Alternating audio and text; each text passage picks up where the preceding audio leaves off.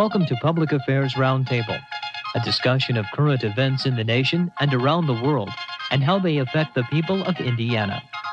Here's your moderator, Larry Lough. The exhibit of New York photographer Robert Mapplethorp at Cincinnati's Contemporary Arts Center has caused quite a stir. It's caused controversy, it's called protests, it's caused indictments. Today on Public Affairs Roundtable, we'll look at the controversial exhibit with our panelists, Angie Cooksey from the Department of Philosophy at Ball State University, Alan Joyeux, Director of the Art Gallery at Ball State, Nancy Hom, Art Historian in the Ball State Department of Art, and John Rouse, producer of this program and a member of Ball State's Political Science faculty. Alan, let's put you on the hot seat right away. Is this the kind of exhibit that you would or could bring to Ball State University? Muncie, Indiana, Middle America? I think in principle it is certainly the kind of exhibit I would bring here if we had the financial resources to do it. We have showed Mapplethorp photographs over the years, I can't tell you any specific images. At this point, I can tell you not any of the more controversial images, but we certainly have shown the work. He is a recognized and important photographer. Well, that brings us to the question, Nancy, who is Robert Mapplethorp? Well, Robert Mapplethorp is a New York-based photographer who unfortunately died last year, who was mainstreamed actually rather quickly into the various venues of high culture. His work for many years has been extremely well known, well received. Much of it has from its inception been controversial. First Amendment, political issues, indictments, government involved, government funding. John, there are a lot of issues here. Not all of them relate directly to art. Yeah, I think what we have here is morality from the bottom up. In our society, a play on words, is that? Well, no, I think in the last 25 years there's been an emphasis upon establishing what morality is from the bottom up, not from the top down. And so this is a citizen-based concern or focus. And so it is something that is individualistic. It follows the concept of the marketplace. So if you look at two things, morality from the bottom up, and also, secondly, it's very individualistic according to the perceptions or in other words, in a sense, what does a person perceive to be beauty? I guess the legal system, Angie, is going to work its will. A question involved here, obviously, does government have the right or merely the authority to censor art, to censor those things that the public sees? I think that this controversy, for me, talks about a couple of issues touched on by what's already been thrown around. But for me, I think we're looking at a much more deep philosophical problem. On the one hand, we see the Mapplethorp collection and his prominence in the art world as a celebration of individuality and creativity, a valuable kind of resource in our nation. On the other hand, we see objections being lodged against this particular exhibit, perhaps throughout his career. There have been objections to his work. So we see this kind of creativity being pitted against a notion of a moral right or good. I agree with John that this particular issue seems to sum up what happens when morality does bubble up from the bottom. But I think some of the issues we have to look at are how to balance out that kind of an acceptable national morality without sacrificing the value of individuality and creativity. But I think the issue is, how do we define what is obscene in society? I think of, these photographs, I believe 5 of the photographs are pictures of homosexuals. 2 other photographs are pictures of children that are nude. And so we think in terms of this art collection, is that art, and how do we define what is obscene in society? I think of other kinds of obscene things. For example, baseball is an art. I think it's an obscene fact that Mattingly of the Yankees gets paid $19 million over 5 years. I think it's obscene as we look at our zoning situation in this country. So today we're looking at artistic kinds of things. If you look at the capitalistic marketplace on the zoning issue, we look also at obscenity. So we're asking ourselves, what is indeed obscene? Is art exempt from obscenity, Alan? That's a difficult question to answer. I think that the obscenity laws themselves say that it has to be unaesthetic in one way or another. And I think the very concept that this work is being exhibited in a museum indicates certainly that a large cross-section of the knowledgeable art people have decided that this is obviously not obscene.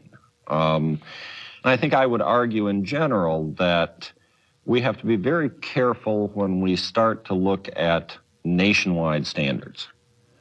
We are a world that is extremely culturally diverse. There are cultures that would look at ours, or groups of people that would look at what is America today and object strenuously. And we have seen some of that. And I think that if anything, we must be very sensitive to that. We must accept that there cannot be any across-the-board sort of definitions of this is obscene or that is not obscene.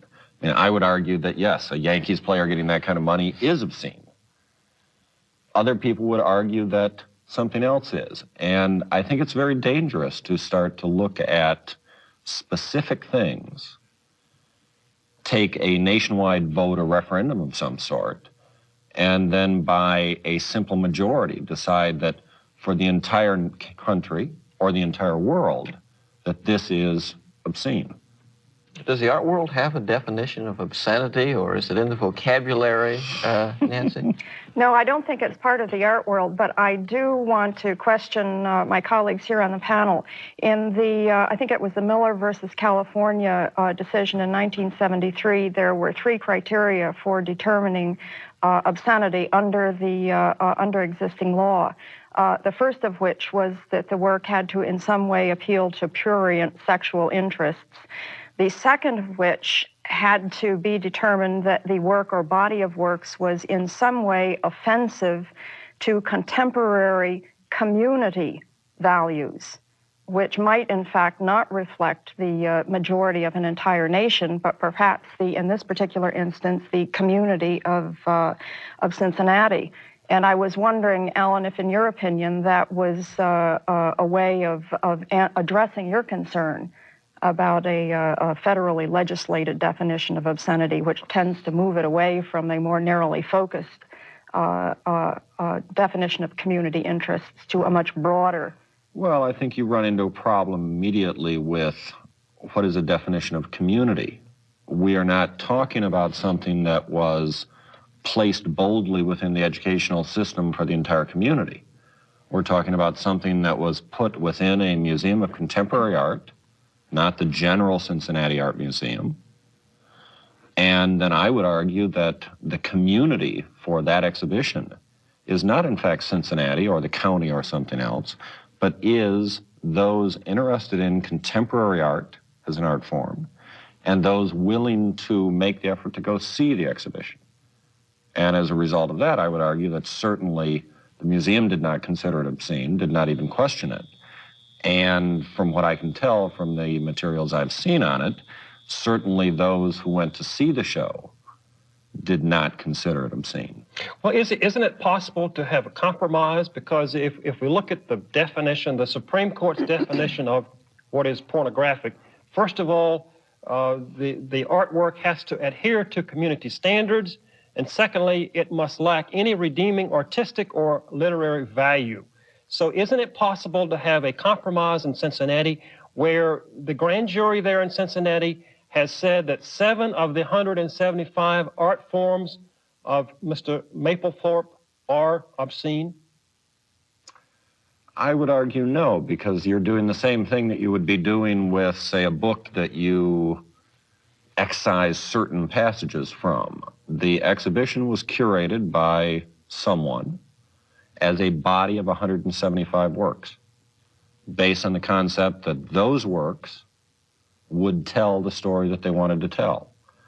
To arbitrarily start removing certain works, the author of that show or curator would argue that whoever removes them is doing damage to the show as a concept, as a whole, in the same way that removing certain paragraphs from a book would do the same thing. But that kind of editing is done routinely, the difference being that many times books are edited before they are ever digested by the public. In this case, perhaps a curator making good and responsible decisions in his own mind's eye, perhaps in some way didn't anticipate the acceptance of these particular pieces. Would it be so terrible to go for that compromise if it were one way to appease the public and preserve the integrity of the collection? Isn't the compromise, though, in a sense, the fact, as you pointed out, Alan, that it was in the Contemporary Arts Center and not displayed publicly in this Right. I mean, city I would square? argue that this was not material that was forced upon the public in any way, shape, or form. And I would also argue that the material is important as a whole. Now, I don't know the sequence of dates closely enough to say that Mapplethorp participated in the curation of that show. I assume he did, because the show did open in 1988. Mm-hmm. I assume that the artist was involved in the curation of the show. I assume that there were a variety of curators involved. It was a unified statement with purpose. And to look at it after the fact, I would say would be editing in a way that is not what one does with a book and an author, mm-hmm. that you get into a whole different thing. And I think it's highly inappropriate. Now, I also understand, and as I was reading some material last night in preparation for this, I didn't see it reprinted. But my understanding was that the Cincinnati Contemporary Arts Center had put the controversial material in a separate space and required you either to be 18 or accompanied by an adult to view it, which again would strike me as being very, very careful that there was no possibility of offending someone who did not desire to see that material. Nancy, several years ago, I had a chance to go to the Louvre in Paris, and as I followed the artwork, which I guess in some sense you could say was somewhat was pornographic, I noted that a historical development of these pictures about life in France, say a couple hundred years ago, or more than that. It was a historical development of the pictures. I mean, the paintings. We're talking about pictures today. These were paintings, of course. Is there anything historical about this display in Cincinnati that would comment on anything historical or even political? Is there a historical statement or political statement made by these pictures? In terms of the issue of censorship in the entire history of art? Well, no, I'm thinking more in terms of the content of the pictures themselves. Do they make a social statement? Do they make a statement on history? Yeah, that's what I'm asking. Contemporary values? What's the purpose of the exhibit? Yeah, I mean, what statement does it make? Can you say? Well, I think the purpose of the exhibit was to constitute a representative body of the works of a photographer whose effort as an artist has been acclaimed within the fine art community. It is a traveling exhibition. It has been greeted variously in different locations at different periods of time, depending in large part on the notoriety of the exhibition and the notoriety of the artist as it has moved from place to place. Like any artist's work, it will embody certain cultural values, and in some cases it will affirm those values, and in some cases it will be confrontational. I think that Robert Mapplethorp's work as a whole is not much different than the work of numerous artists who practice their professions under the First Amendment freedom of expression in the United States. What were Mapplethorp's themes? I mean, what's he saying with some, especially with some of the objectionable photographs? Although it's difficult not seeing it, trying to describe it in words, there were some, one man urinating in another man's mouth. Well, I think you get into the whole question of whether, as we look at a work of art, we are looking at an aesthetic image, or are we looking at a story being told? And I would argue that for most of Mapplethorp's work, including probably those that were deemed obscene by the grand jury in Cincinnati, that Mapplethorp's primary interest is that aesthetic object. His focus is not on the activity taking place, the personality of the sitter or something else. It's on an aesthetic object. And that tends to be the way people see them. Even in, again, reading a variety of materials last night, most of the people who objected to the photographs objected on the basis of content, but always then said, but they were wonderful studies of texture and feeling and black versus white, etc. In many respects, that is the primary way we view a work of art. We don't expect it to tell a story. Anything can tell a story, but only that original work of art can tell it with that aesthetic judgment. And that becomes the primary issue. But there were a couple pieces, if I'm not mistaken, in that collection which made very strong political statements. One in particular is not a part of that collection, caricature showing some members of Congress who have earned a history of backing censorship and having more rigorous controls on any. I mean, there were some shots that were. Well, that's always the case. No one, whether it's an artist, a politician, an author, no one can divorce themselves from the date in which they live. Mapplethorp was a homosexual living in the late 1980s. And certainly his work reflects his attitudes towards his chosen lifestyle and living at that time. But that's true of anyone's work. I think I would use that to argue that the collection certainly does have social and historical significance. And I think perhaps going back to what John was trying to establish is that this collection does have worth and value. But if we can go back for another second to the editorship of a book and look at that kind of model and try to compare it to what's going on in the Mapplethorp controversy, when a publisher hires a novelist to draft a book, the publisher then has some right as to what will and will not be included in that book. In other words, once the author releases the book to the editor, the author has to sit back and clench his fists and watch what the editor will do, knowing that by taking advances from the publisher, he's obliged to... See, I would argue against that on a very basic notion that the work of art book, the piece of literature, is rarely, if ever, commissioned as a work for hire. It is created by an author and then submitted to publishers. And certainly in the author's mind is the vision that his or her work will be published as they envisioned it. A work for hire is a totally different thing, but very, very few artists are deeply involved with the concept of work for hire. They are creating works of art from their own minds, from their own personality, based on what they are, and they are offering those things to the public. And in doing that, they do not expect to be, or to have those ideas taken away or removed, edited, or anything else. Does work of this nature ever have financial sponsors? Is there financial sponsorship involved? On occasion, but in a whole variety of ways. And I would argue that you can't look at financial sponsorship, in this case, NEA paying for part of the cost of mounting an exhibition, as an appropriate means to censor what the artist has created. But if I can take this back to the politics, every profession, every discipline is governed or watched, or disciplined perhaps is the word again, by forces from the outside. And why should tax dollars support artists in their work? Tax dollars should support artists in the same way that tax dollars support everything.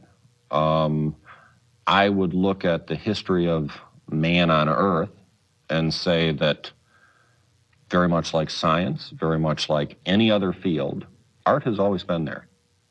So if a government can argue that they owe a population, fire protection, police, anything, they also have to look at human history and decide that they owe the population the entire range of human endeavor.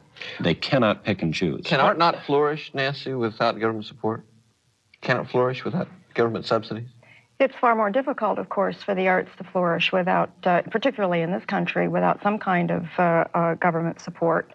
But I think that our government, which represents, theoretically at least, the majority of the wishes of the people, feel that art, visual or otherwise, is not only a worthwhile, but a praiseworthy human activity, and they have indicated a willingness to financially offer support for this kind of activities. Why particularly in this country? You use that phrase. It's difficult, particularly in this country. Do we not get the support from the public, whatever that is, for the arts that other countries do? Well, perhaps my comments were misconstrued. I was simply talking about this country, since the focus of the Mapplethorp exhibition and the other censorship issues which have arisen have affected the National Endowment for the Arts. Funding have been involved in amendments in the House of Representatives and the Senate, and I was simply keeping the focus here. I didn't mean to single out. Yeah. Well, but no, I would go back to that and say that I do think that in this country, and in some other ones, but certainly in America, the arts in general are less a part of our educational experience. And as a result of that, it is more difficult for the artist to sell those goods to the public. The public knows less about them, and as a result are much less willing consumers. And so the government does step in. The government does not step in to any great extent in this country. I think the NEA's budget is somewhere under $200 million. At the same time, I think the city of Paris in the last 2 or 3 years has spent over $1 billion on the arts. And that's simply one city in France. Is it possible then, in terms of this in a way could be a controversy that raises an agenda that causes us to think about other things in society that are obscene, like the obscenity of so many Americans being killed by handguns, or the obscenity in terms of how we lay out our cities in terms of zoning or our urban areas, or the issue of abortion even, or a whole lot of things that are obscene. Is it possible for this issue to raise concerns in our society about how we look at art and how we look at sexuality and these kinds of issues? Is this more of a commentary upon American views about sexual mores, or is it really about art? I think that's a good question.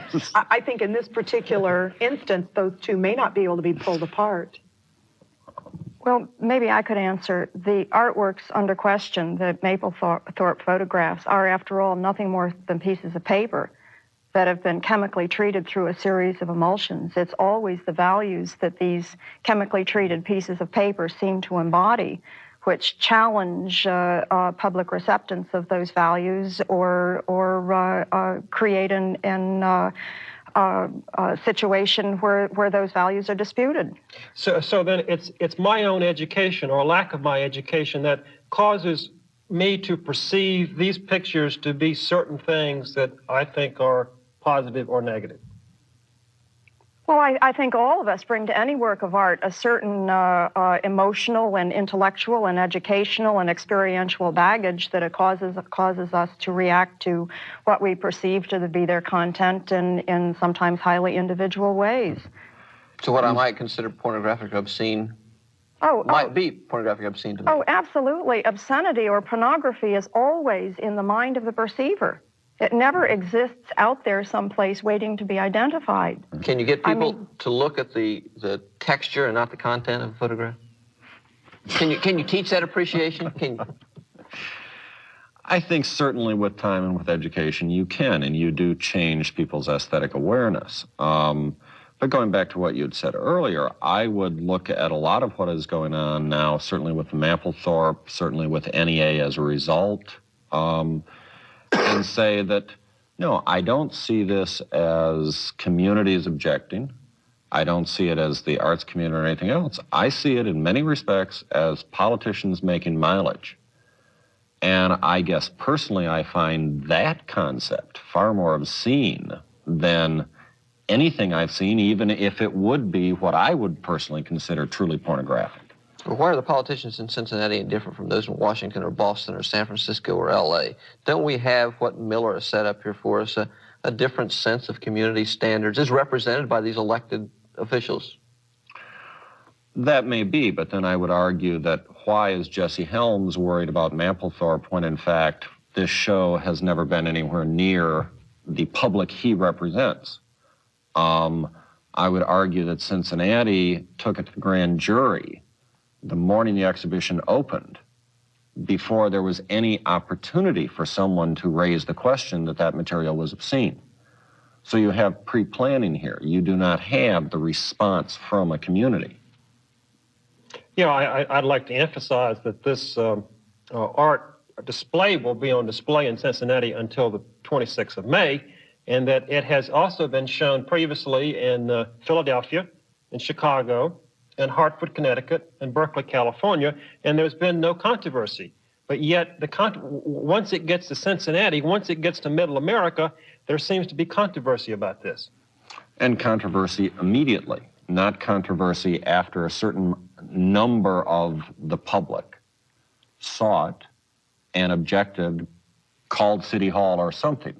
This was planned and premeditated controversy. And so I would argue that that is purely politicians looking for mileage. Sounds not like negative campaigning to me. to. I have a 5-year-old daughter, a 14-year-old son, a 71-year-old mother, and a 75-year-old father. Should I take us all to the Mapplethorp exhibit, Nancy? Go back over those age groups again. You've got a 7-year-old daughter. A 5-year-old daughter, 14-year-old son, a 71-year-old mother, and a 75-year-old father. I'm 41, somewhere in the middle. Should I take my family? Should we all go? Well, I would recommend you leave the 7-year-old at home, because 5-year-old at home, because most of the works are going to be hung well out of their visual range, and it might be uncomfortable for you to have to carry them through the entire She sits on my shoulders a lot in these kinds of things. But yeah, I would think that you would probably, in answer to your own question, exercise a form of self-censorship and trying to be responsible towards the feelings and values of the people that you hold dear and close to you, as to whether or not you will take them into a situation which you know well in advance might make them uncomfortable. On the other hand, generally speaking, yes, I would hope that you would take your 14-year-old son and your parents and anybody else into any art exhibit to allow them to see works of art and to develop their own reaction to whether or not they think something is good or bad art, or a valuable or not valuable comment. And I think most would agree. I think that most citizens of this country do appreciate in their own individual ways art and artistic expression. And I think we're out of time. So I told you I'd rudely cut off somebody. You Thank sure you. did. Angie Cooksey, Elaine Joyo, Nancy Hom, John Rouse for your commentary today. I'm Larry Lough. Thank you for joining us. See you next week.